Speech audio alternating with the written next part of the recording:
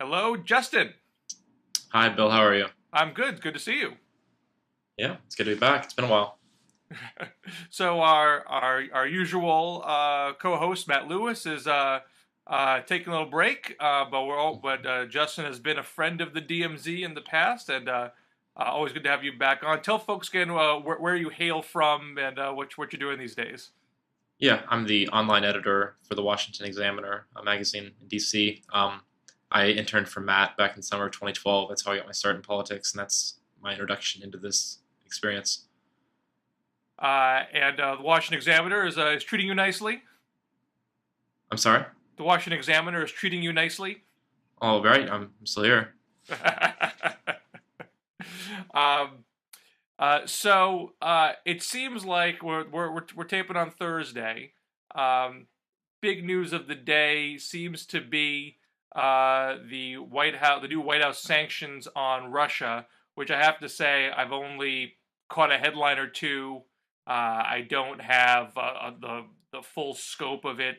I don't understand the full scope of it yet. My sense is he's targeting the Putin's inner circle. Like Hmm. what that actually means, I don't fully grasp. Uh, but I'm curious if you know. What I've picked up on Twitter seems to be conservative saying, "Wow, these are some real sanctions. He's usually going after these guys."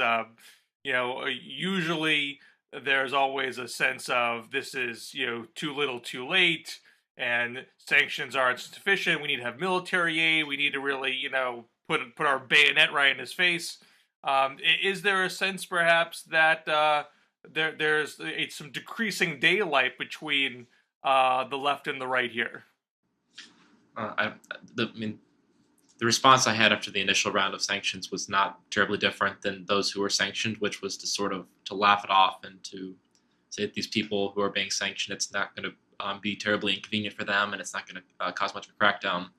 This latest round is much more severe, much more effective. He's also targeting a bank, and I mean, realistically speaking, he needs to be going after the financial assets of Russian plutocrats who live in London and the U.S. And this seems to be a step in that direction, which would put considerably more pressure upon Putin's like his power circle than the first round. So in terms of daylight, I mean, there's always going to be a degree of daylight between what the right and the left want on handling a revanchist Russia, but it is a step I think in the right direction. In terms of, I suppose, how do you say whether it's too little, too late? I'm not terribly certain. The president has already very clearly stated that the United States is not going to put military resources on the line for Ukraine, uh, and we are not. I mean, Ukraine is not part of NATO, so they are not under our security. They're not under our security blanket, but several of their neighbors are. So it's a point we're waiting to see if Putin chooses to go further or not, and we don't know. So Well, I saw John McCain's speech to APAC, where even he said, there's no military option for Ukraine, which I thought was pretty striking that he said that. Otherwise, he well, was I being mean, very hard. Um, this is a nuclear power case, and it's very tough to stomach the idea of putting boots in the ground or handing over arms and potentially starting a thermonuclear war. And that's a now if Ukraine was a member of NATO, it would be an automatic, and they're not, and it would be. I think even the most hawkish figures here recognize that it would not be a great idea to start a shooting war with Russia. I find that interesting that there's a limit there that's being articulated.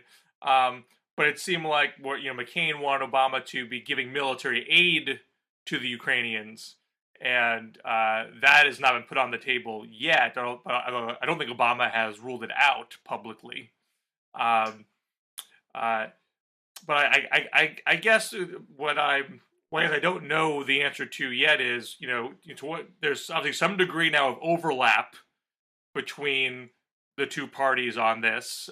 You don't see a lot of defense of Russian action or hesitancy for American involvement, at least amongst mainstream Democrats. I think there are some hard left that's a different situation. Uh, but there does seem to. I think there's still some underlying daylight in terms of how much should we continue to work with Russia? For example, I mean, and this is sort of the one of the big, you know, uh, factors here. We still have diplomatic talks going on vis-a-vis Iran that Russia is a part of, and we are clearly trying not to, run Russia out of town in that, because we probably need Russia to get Iran to come along. I did catch a quote. You can strip the probably out of there. We do need Russia in order to hold Iran's feet to the fire. So right.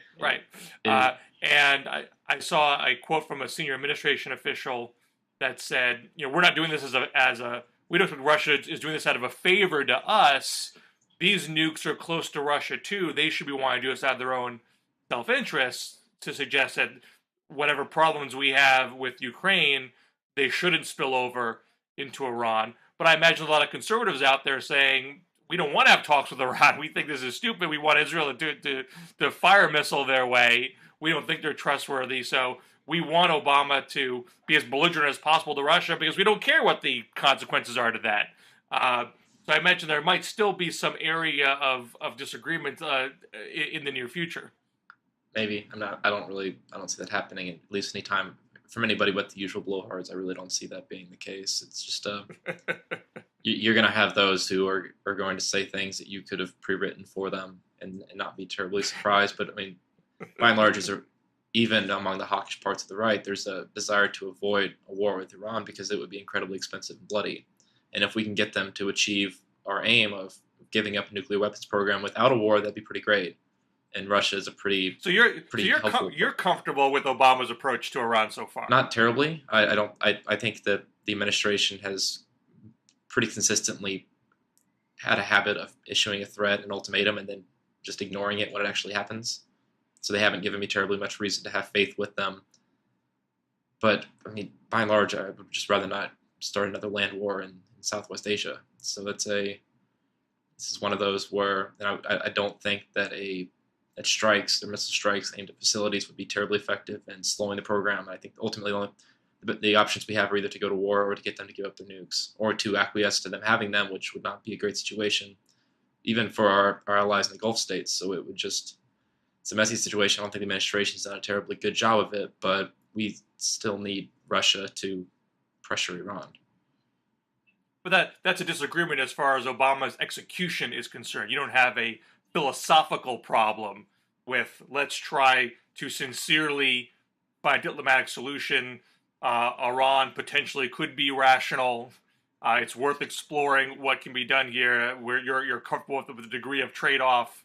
That's something that doesn't rub you the wrong way. I think Iran will be perfectly rational until the moment that it has nuclear capability, at which point rationality becomes a very different thing, and the regime will start to matter more at that point. So and we can play games. I'm not an expert in the region. I follow it pretty closely, but the particularities of it, I'm not qualified to talk about. One thing that believe me, I'm no expert either, but citizens are allowed. They're allowed to to weigh in on foreign policy. One thing, I don't have my head around this at all, but I just find it particularly. I think it'll be fascinating 20 years from now, when all the White House memos are opened up, and you know all the ins and outs of the internal deliberations. I mean, the fact that they are juggling Ukraine, Syria, and Iran at the same time, with Russia being as difficult as it's been in all three cases. Yeah, it's quite right, and are a huge factor in all three cases. How they have chosen to calibrate these issues. I mean, you obviously you can glean it from the outside, but you can't really know what their internal, what lines are willing to draw internally. How far can we push Russia here and not lose them there? I don't think we know that yet. I think this is the moment to hop in and to crow just for a moment about our recent presidential election, when the candidate of my party was castigated for saying that our number one geopolitical foe happened to be the nation that is now our number one geopolitical foe. So it's been, I don't know. It's a weird case. It's a complicated matter. I'm sure there's quite a bit of internal fighting in the White House, because it is very difficult to juggle how to handle a regime like Russia, which has certain ideas of territorial and power expansion on one hand, and of preserving a bad regime in Syria, and is being is necessary, but it's not being terribly helpful with Iran. So it's just it's a huge mess, and it'll be fun to read the history of it. Unfortunately, right now the first draft is not looking terribly awesome. Well, this is actually I talked about this with Matt last week, the week before. I actually think this is an argument why Romney was not right about Russia. I mean, he seemed to have an attitude that Russia was our foe 100%, and we shouldn't really be trying to work with them on anything. And he wanted to be even more belligerent. Let's have the long-range missile defense in Poland and try to break Russia and stare them down. And if they had that attitude, I mean, we probably are going to need to create a bulwark in Eastern Europe with our NATO allies. And I imagine, if not now, in the near future, we probably will extend an offer of NATO to Ukraine. I mean, it's not terribly helpful to go back and to engage in historical revisionism, but I would be a little surprised if Putin had been so bold under a Romney regime because of the belligerence factor. I mean, there's something to be said for. But if that was the approach, would you have had any Russian cooperation on Libya, which we did have? Would there be any hope for Russian cooperation on Iran if that was the approach? I think it'd be a very different world, but we also probably wouldn't have a continued bloodbath in Syria. I think we probably would have had a much more belligerent Republican regime. I, for one, am glad we didn't go because I'm not sure what good we could have done. And I think it would have ended with Marines marching into Syria, and I'd rather not do that. But it would have been a rather different Middle East. Having a smart power approach like Obama is trying to utilize, and that Samantha Power is famous for, is going to look quite differently than a hawkish conservative like Romney. So, different world. Didn't happen. Obama won. Here we are. Now, I had a different piece about Russia over at theweek.com this week, where I encourage my fellow liberals to take a second look at the notion of American exceptionalism, which we generally, I think, roll our eyes at. I mean, I think you cannot be embracing of American exceptionalism. It doesn't mean you hate America. You might just have a simple look. We're all human beings. No country is inherently better than another. We shouldn't be walking around the world thinking we know everything all the time. I don't think that's necessarily an abhorrent view, but I do think that some who have that view take it the next step and say, we literally have no business. We shouldn't be in anybody's business. We should essentially be isolationists. When we get involved abroad, bad things always happen. Backlash always occurs, whether it's because we have good intentions that go awry, or we inherently have bad intentions because we're inherently imperialist. I think that infects some thinking on the left, and of course on the Rand Paul right. And whereas I think now you can look at Ukraine in particular and say, what was America's approach here? What was Russia's approach here? Our attitude going in was we want to see a Ukrainian government that's reflective of the will of the people. We weren't, trying to dictate exactly who was there. We had that one leaked phone call from Russia where we're talking about different players and talking about people we think would make sense and not make sense. But it's not nearly the same as you do this or we walk. It was we think these are the right mix of people that are gonna keep the country together and allow them to be more integrated with the EU, which is what the people seem to want. And I think that is true also with their actions in Libya. I think it is even true with their actions in Egypt, even though they haven't panned out as of yet. The attitude was, let's find a way, even though Mubarak's our guy, let's find a way to see a government that the people really want. I think where some folks knock Obama is when he doesn't.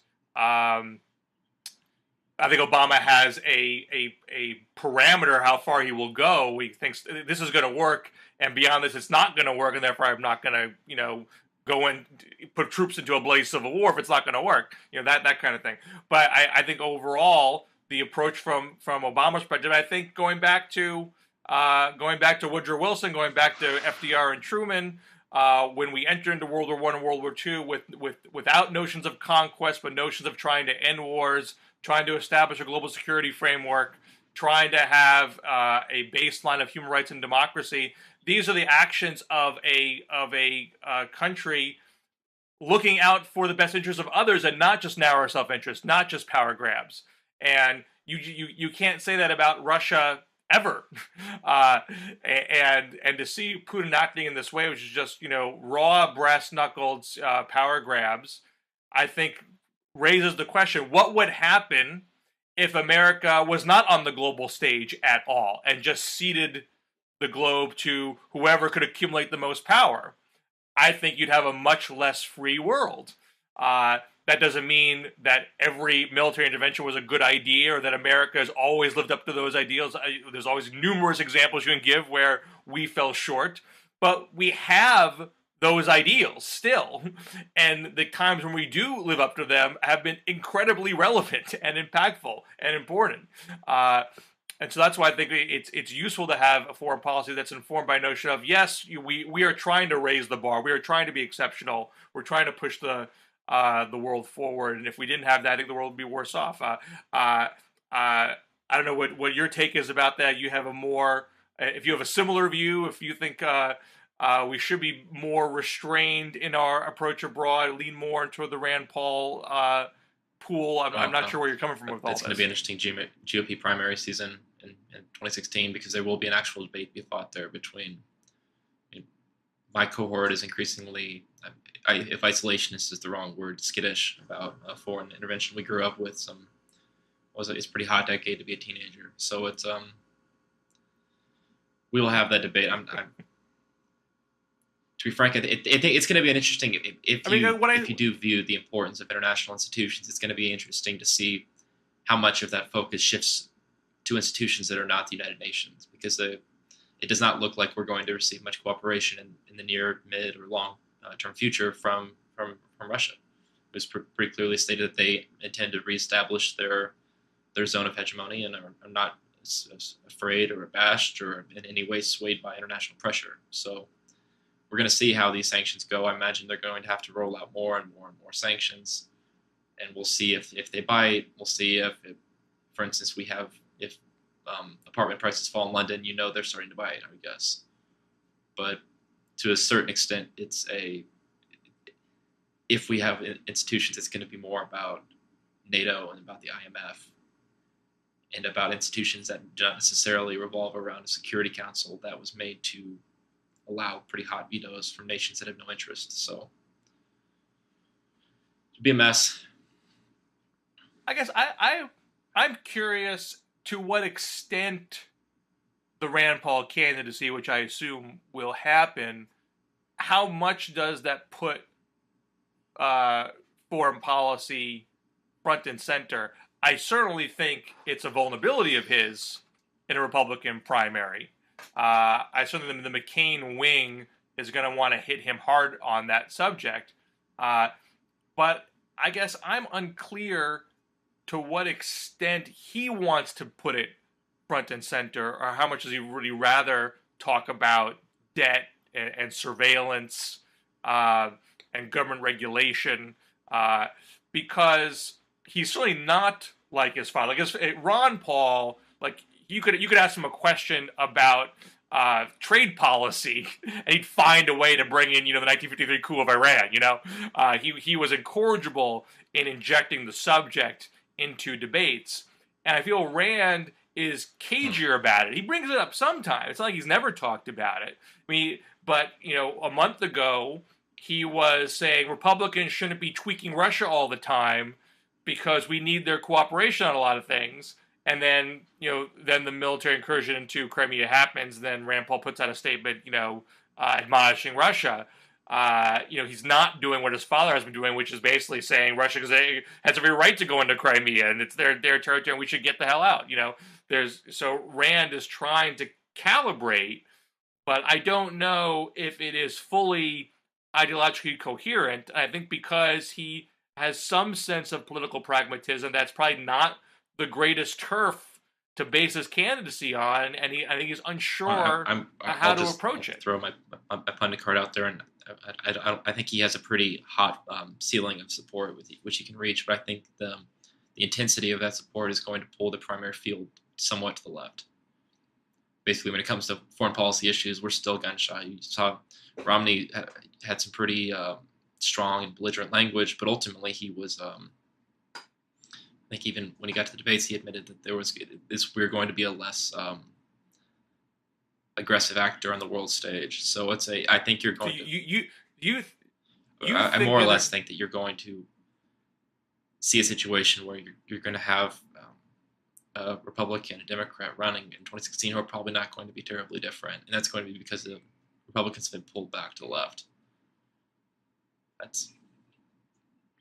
So you think that other Republican primary candidates are essentially going to? They're not going to chase him, but they're going to and close daylight with him. This will be an issue which will almost inevitably moderate the candidates, because they will have to at some point, when the field narrows to 3 or 4, and I imagine Rand will be in that, they're going to have to prevent themselves from bleeding too much. So I think you're going to see. Well, I'll take the guess that I don't think you're going to see the incredibly aggressive language and debates that you saw in 2012 and before, because there will be, unlike Ron Paul, who had it pretty baked in support, I think Rand can get a substantially higher level of baked in support. So people they're going to be quite wary of that. You've already seen that. For instance, Marco Rubio, who is no man's isolationist, even his speeches contain a degree of caution and uncertainty and reflection that he will be to the left of his previous candidate, and he'll be to the left of substantially George W. Bush. So that would suggest that the Republican base is really more where Rand Paul is right now, and that the candidates are going to calibrate into that. You think that's the case? I mean, it's an intensity issue. That the Republican base is certainly less hawkish than it was a decade ago. Tired, maybe is the right word. I don't know. I mean, and you don't think having I don't think the Republican base suddenly doesn't having Putin once it's Russia, doesn't it push all those fun Reagan era Cold War buttons again? That doesn't pull them back into their previous hawkish position? Well, I think it's one thing to be hawkish about Russia, and it's quite another thing to actually be hawkish toward Russia. So we will see. I mean, this Russia issue is, well, it's early 2014. We have no idea what it's going to play like when the primaries roll around. We have no idea who's going to be in the field. So I'm going to wait and see on that. I do think that the field itself will be pulled back a bit just by the simple demographics of the base, by the demographics of young voters who are, especially in the GOP side, are substantially more libertarian, substantially more skittish about international intervention. That's just a reality of the field, and so you might see basically in the internet era, it's very hard to do the irony thing, to speak one thing to old voters and another thing to young voters, because all of that's on film and all of that's on the internet. So it's going to be, we'll see.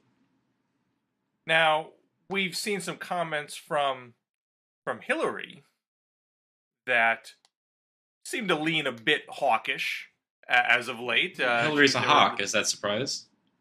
What's that? Hillary's a hawk. That's not really terribly surprising. Well, I think we've gotten enough reporting about internal Obama administration deliberations where, for example, she seemingly teamed up with Bob Gates, the defense secretary, to push for military aid for the Syrian rebels that Obama was hesitant to do. So we have example, and there's some reporting that she was made less inclined to facilitate the ouster of Mubarak.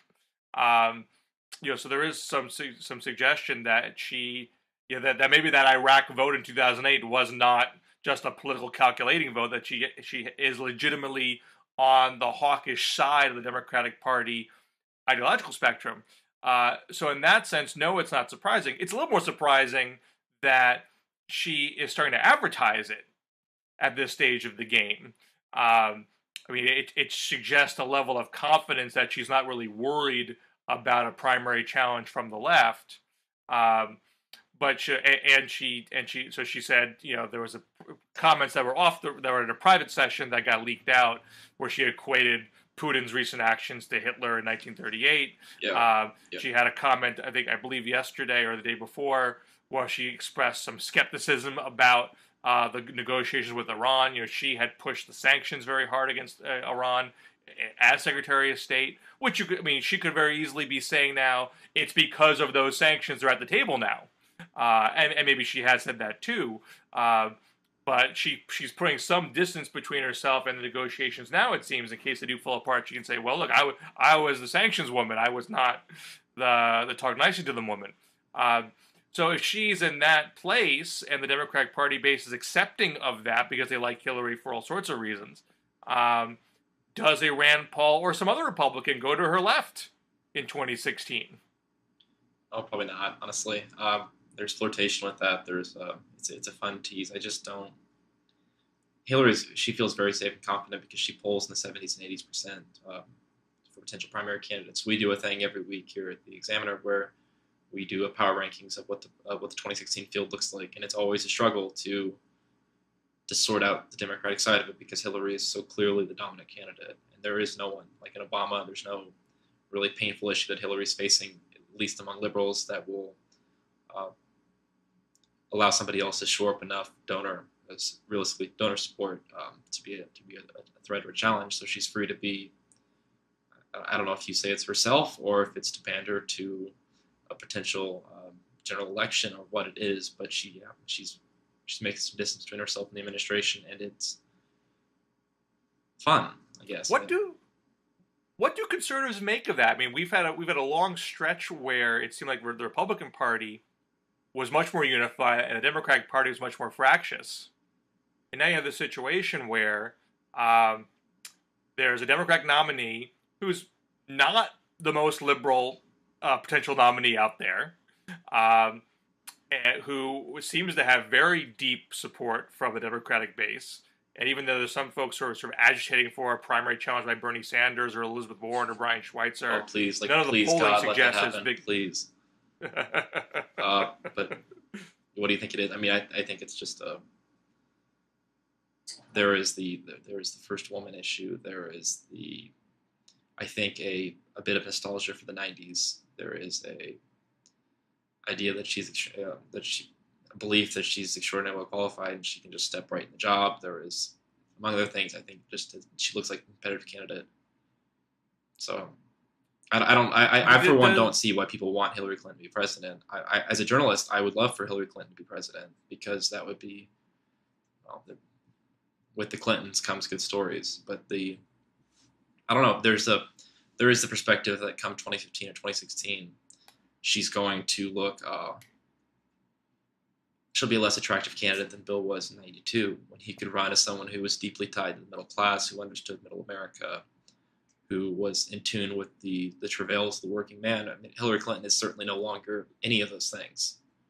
She may have been at one point, but the Clintons are now an extraordinarily powerful family who trade in elite circles and who have no idea what the heck's going on. I mean, Hillary at this point hasn't driven for years. They don't go to stores. They don't. I usually laugh at the idea of being out of touch, but for some people, you literally can be quite out of touch with what the average man thinks. And a certain number of hours spent in a plane as Secretary of State don't necessarily incorporate what it means to be struggling in Louisville, Kentucky. So that we will see.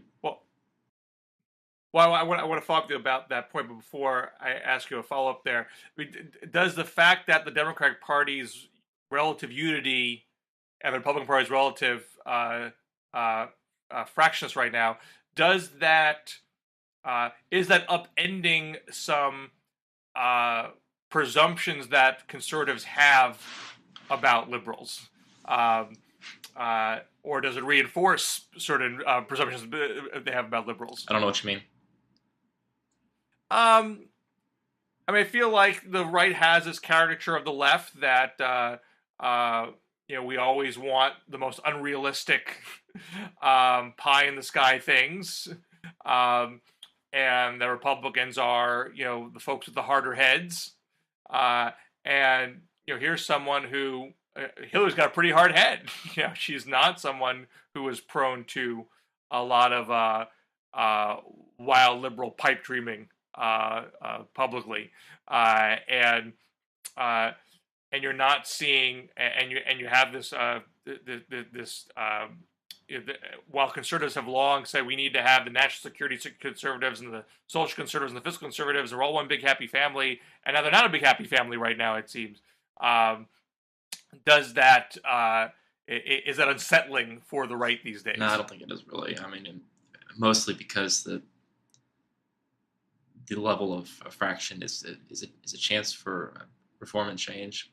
I mean, you guys have held power now for 8 years, and part of the reason you've held power is that you're fairly successful at keeping your moderates in play and at recognizing some political realities. And for any other, certainly as a caricature of the Democratic Party as something that it doesn't terribly much resemble. And I would suspect, and I'll crow that some of the dissatisfaction that you're seeing on the left is going to give you guys ultimately the same problem that we had over the last few years, and the same problem that you guys faced with the Iraq War. You're going to shut off. You're going to push yourself in a direction. It's going to cause some political discontent.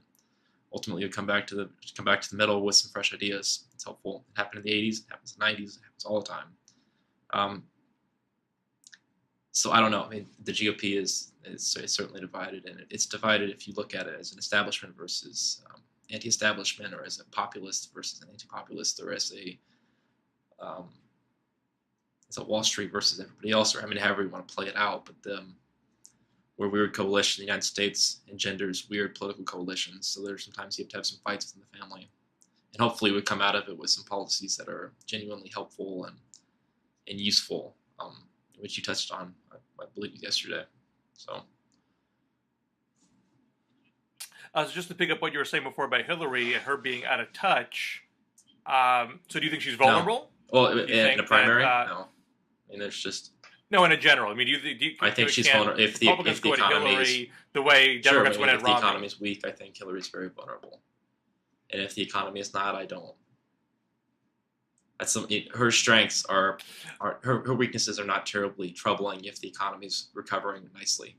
If like real wages are rising, if we control healthcare costs, if the implementation of Obamacare is proceeding nicely and people are not seeing these massive rate shocks, I don't think she's going to get touched. I don't think any Democrats can run anybody in that situation and probably be okay. But if the economy is not recovering as it should be, if wages remain stagnant, if the Affordable Care Act is not turning out to be a great deal, I think Democrats are in a lot of trouble. So this is less a candidate-driven issue than it is just the way Americans vote, or the way the Americans respond to certain conditions. So to what you were saying just before about Republican internal debate perhaps leading to fresh policies, I tried to help you guys this week. I wrote a piece for Matt Lewis's Daily Caller.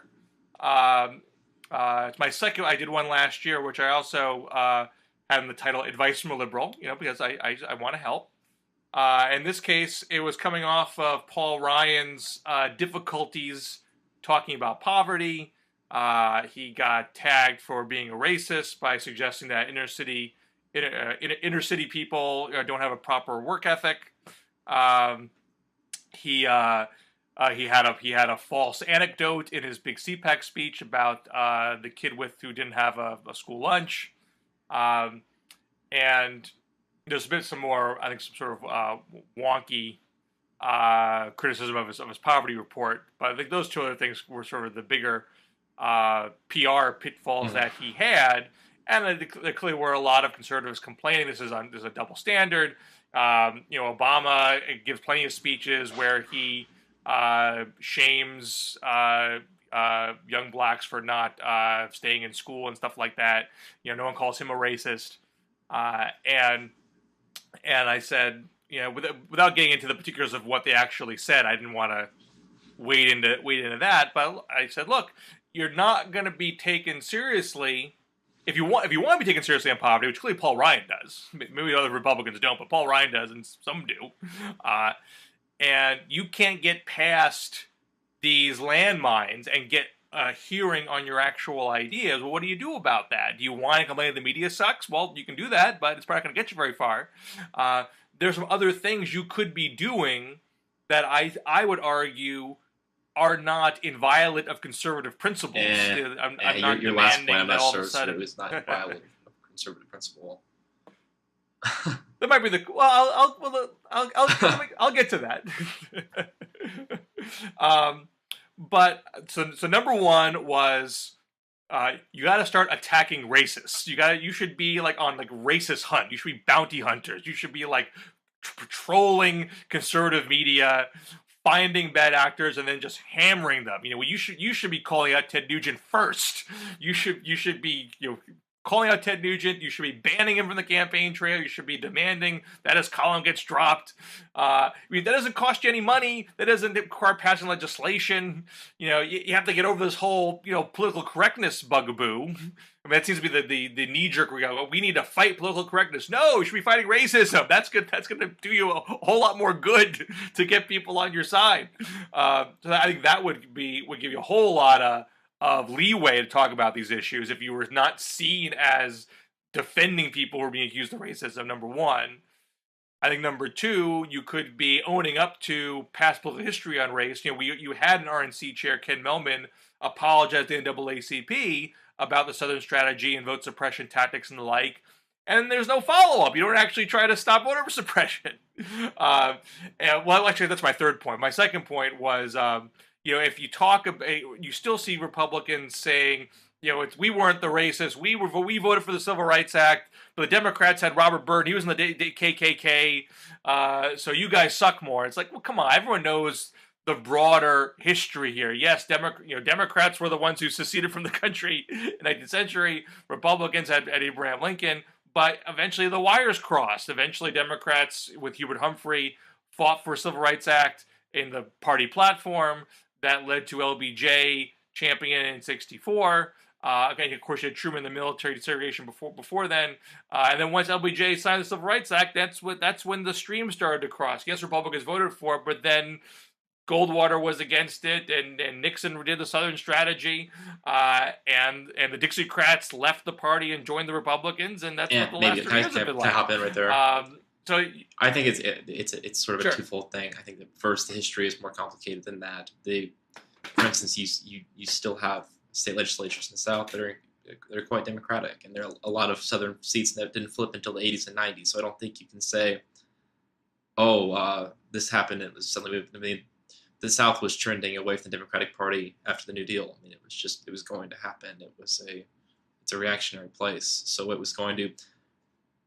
So and yes, the wires eventually crossed, streams crossed, however you want to describe it. But on the second, I don't think it really matters. I don't really understand why people spend a lot of time trying to say who was the real racist and why Republicans are the real party for minorities. Or the reality is that most people tend to vote less on what happened 3 or 4 decades ago than on what a political party can do for them.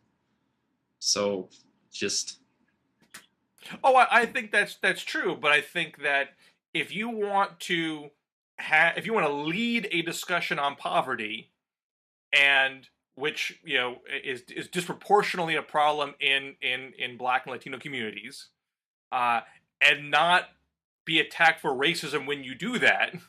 Everybody can have, everyone can misspeak, everyone can have awkward comments, things can be misinterpreted. There are plenty of folks on the left who've had issues with that before. These can be very sensitive subjects, but you're a lot more inoculated when those things happen if you have a track record of otherwise combating racism. And if the Republican and the conservative, default position is defend people accused of race baiting, accuse others of political correctness, and not own up to your own recent history, you don't get. I don't think the average voter follows those types of debates closely, but I think you have a problem with the broader media and those who are more politically wired in, saying, I just don't trust you here because you're not doing anything in the rest of your political life to show me that you do actually care about helping these communities. I think there's some symbolic action you got to take first to break that What I suppose I'll perception. say about Ryan's comments is that I was baffled at the response. I mean, as someone who sits on the center right, what I try to do when I speak about racial issues is to use as close to language the president uses as he can, because I figure he knows how better to use it than I do. And the language he uses, as was noted, is that Paul Ryan used is stylistically the same as the president. So I mean, it's an issue where I just am mostly confused. It's one of the. I think if you could take the exact same comments and you could say that Paul Ryan engaged in bad faith because he doesn't support liberal policies, and someone on the left could say that, and you say they engage in good faith because they support liberal policies. So that's I just don't know. I don't know where to go with it. So.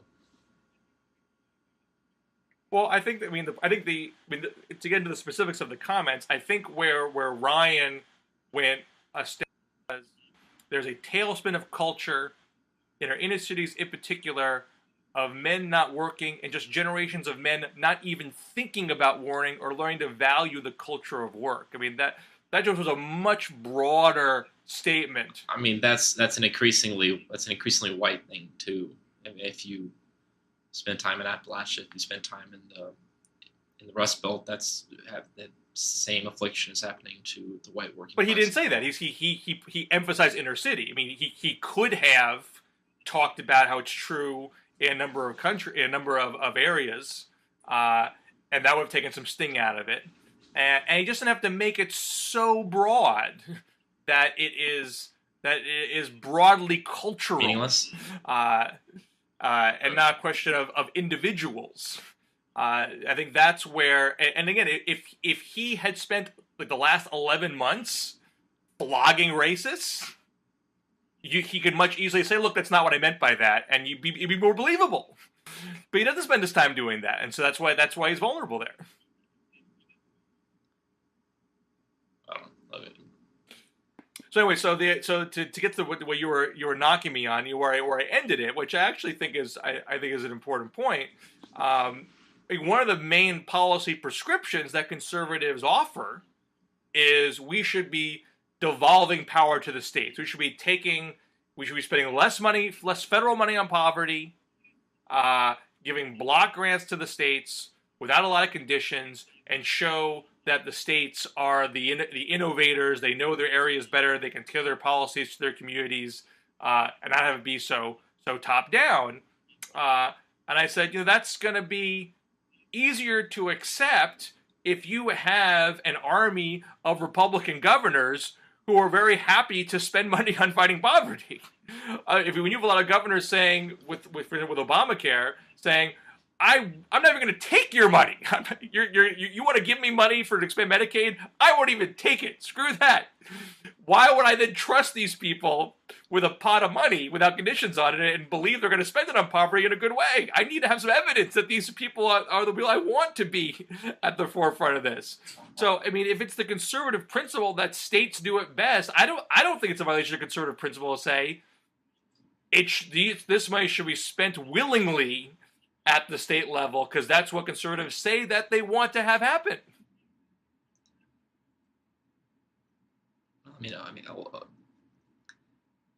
Conservatives are not European-style welfare state spenders. It's not going to happen. There's this perception that conservatives could pick up substantially more votes if we were suddenly down with spending a third of GDP on social welfare as compared to where we're now.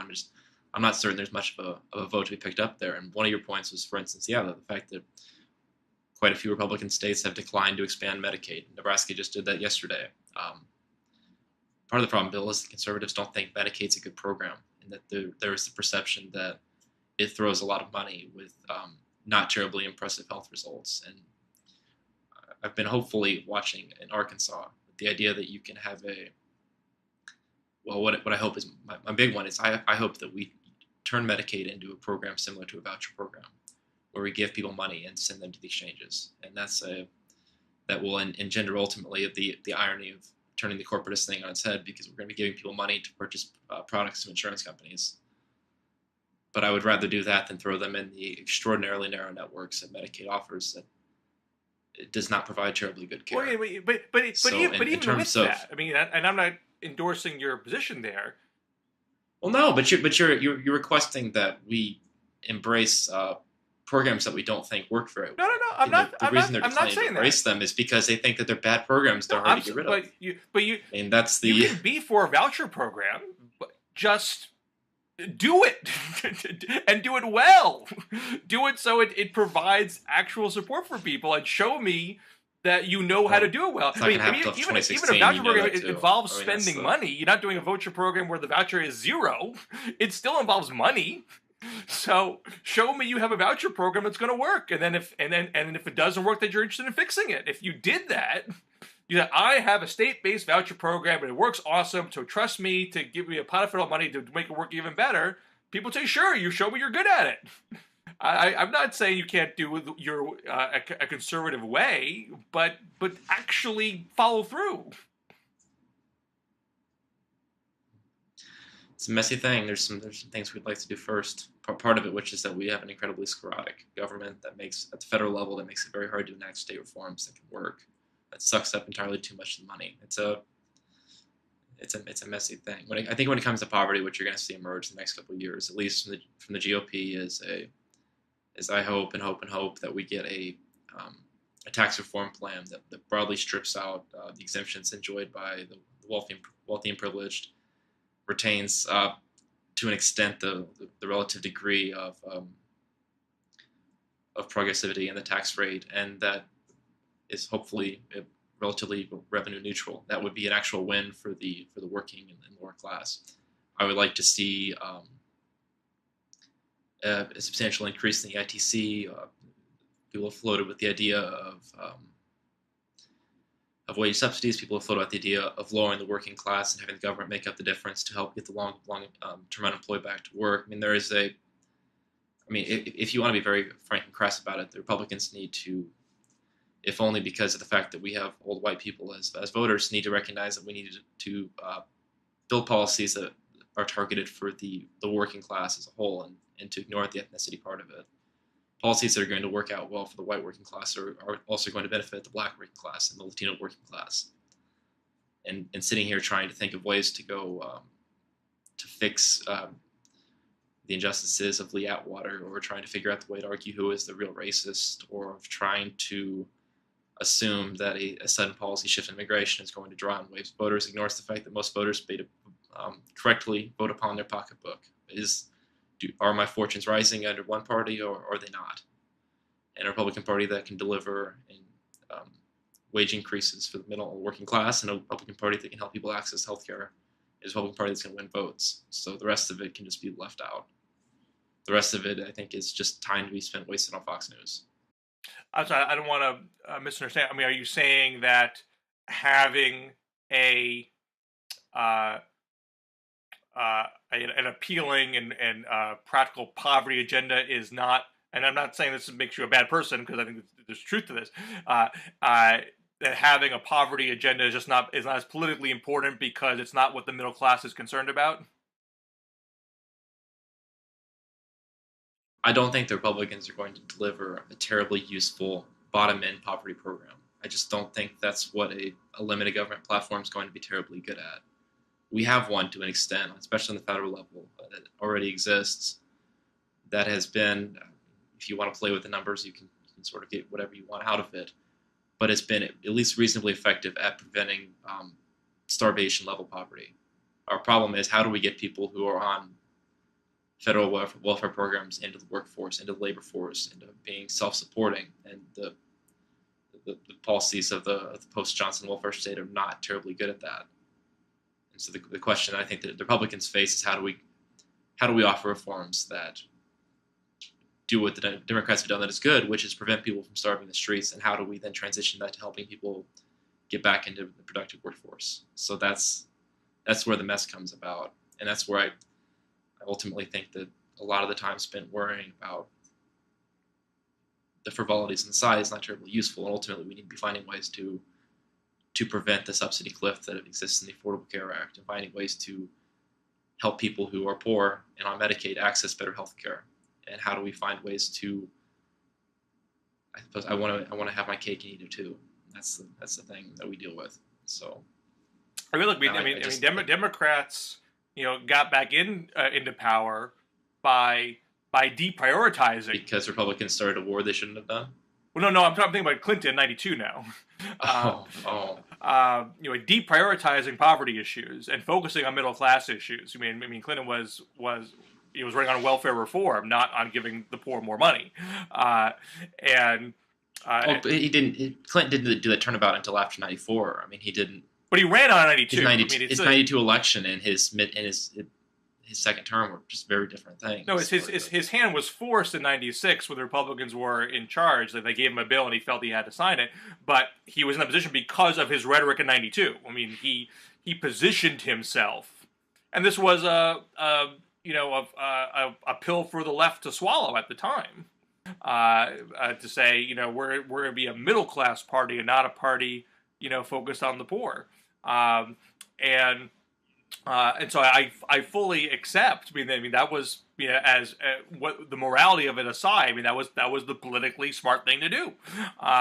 And so but if you want to look at the morality of it, the basic morality is that if we don't have a growing and healthy middle class, that we're going to have trouble fixing any of the problems that are faced by the poor.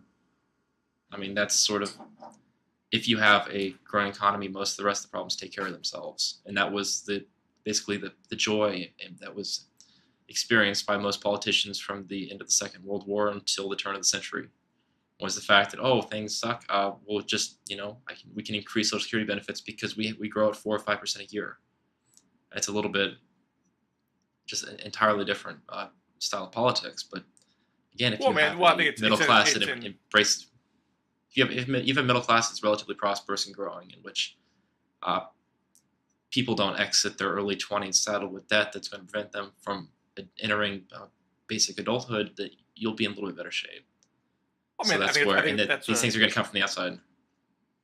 That's rhetorically in line with like what both Bill Clinton and Barack Obama do now. And Barack Absolutely, talks about, they just don't. But unfortunately, they're just doing things that are. Here we go again. I would like to do a $10,000 degree. I mean, the president would like to make it cheaper for you to get a student loan, to take out $150,000 in debt. I'd rather you just have to take out significantly less debt. Part of this is that the Republicans and Democrats have drifted so far apart from each other that we don't agree on the same premises, which are that we have problems we need to solve, and so we can't do anything. But I think that by 2016, you'll see at least enough of an alignment to have an actual debate, which would be helpful. So do you think that Paul Ryan is being sort of strategically inept by making this focus on poverty? That he shouldn't be doing that? That he should be talking more about a sort of middle class growth agenda and not a poverty focused? Not that's all Paul Ryan is doing. No, I think he's spending a fair amount of time. He's being quite sincere. Paul Ryan is a devout Catholic. I mean, he's been cast as this Randian, terrible human being who just cares about harming the poor. But realistically, his agenda is not terribly helpful for the political party. But it does seek to find a different way to help the poor. I mean, so and then we go back to like the way the feelings that like Jonathan Chait has for him, which he's not a fan. He thinks his policies are awful, but at the end of it, I think that you have to recognize that these are grasping attempts by conservatives to adjust to a world where you don't have an annual compounding interest rate of 4 or 5% for the economy, and that it makes it harder to govern things. And so we're trying to find a reasonable poverty agenda, a reasonable agenda for the middle class, one that does not involve fretting over the top tax rate and the rest of it. So it's just, I think a lot of it is just growing pains. Well, I'm going to give you the last word. I've been talking your ear off too much, probably. Probably should wrap things up. But it's been great to talk to you. I'm sorry? It's been great to talk to you. It was great to talk to you too. Where can folks find your stuff? I spend entirely too much time on Twitter. My handle is displayed in the box below where my head is right now, and I'm the web editor for the Washington Examiner. I write sporadically. Most of my fun stuff can be found on social media. That's where you can find me. Excellent. Well, and I'm at Twitter. I'm Bill Scher, and stuff's at ourfuture.org. liberalvoices.com, and also at theweek.com. Hope we can talk to you soon. Yeah, absolutely. Take care.